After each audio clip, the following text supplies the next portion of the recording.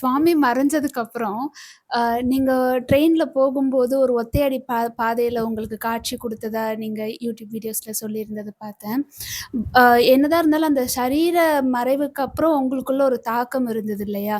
அ அதுலருந்து மீண்டு வரதுக்கு உங்களுக்கு எவ்ளோ நாள் ஆச்சு? எவ்ளோ ஆண்டுகள் ஆச்சு? அதுலேருந்து இன்னும் மீண்டு வரவே இல்லையே நான்.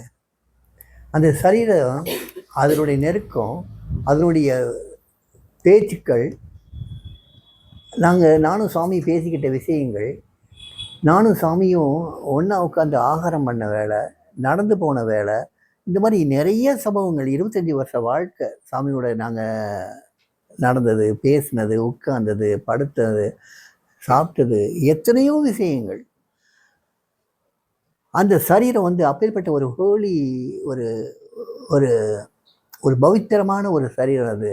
அதனுடைய அருகாமையில் போனாவே அப்படி ஒரு சந்தோஷம் கொப்பளிக்கும். சாமி பார்த்தோன்னே சந்தோஷம், ஒரு இன்பம், ஒரு ஒரு ஆனந்தம் கொப்பளிக்கும். அங்கே போய் அவர் பார்த்த உடனே கையை பிடிச்சிக்குவார்.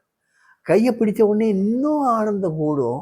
அந்த ஆனந்தத்தெல்லாம் மிஸ் பண்ணுறோமே அந்த நினப்பிலேயே ஓடிக்கிட்டு இருக்கும்போது ஒரு நாள் ட்ரெயினில் போகும்போது அந்த சம்பவம்.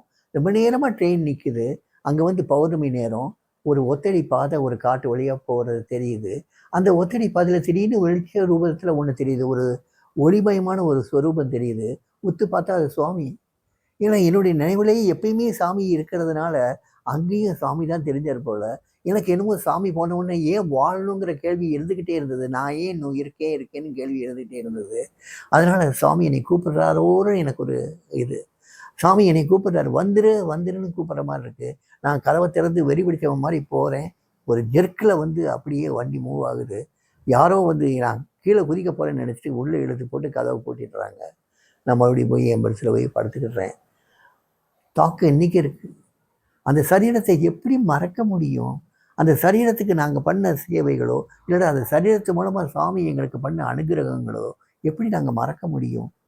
மறக்க முடியாது. அதனுடைய தாக்கம் இன்னைக்கு இருக்குது. அந்த தாக்கம்தான் பக்தி. அந்த பக்தி இல்லைன்னா என்னால் வாழவே முடியாது. அந்த பக்தி தான் இன்னைக்கு வரைக்கும் எங்களை சுவாசிக்க வைக்குது. அந்த பக்தி தான் இன்னைக்கு வரைக்கும் எங்களை ஏதோ ஒன்று சாமி சம்மந்தப்பட்ட காரியங்களை பண்ண வைக்குது. அந்த தாக்கம் இல்லாமல் இருக்கவே இருக்காது. அந்த தாக்கம் இல்லைன்னு சொன்னால் அது பொய். எனக்கு உள்ள அந்த தாக்கம் நிறையாவே இருக்குது. அந்த தாக்கத்தில் தான் இந்த பேச்சுக்கள், இந்த வேலைகள், இந்த பணிகள் எல்லாமே ஓடிக்கிட்டு இருக்கு. இந்த தாக்கம் எப்பயுமே இருக்கணும்னு ஆசைப்பட்றேன் நான்.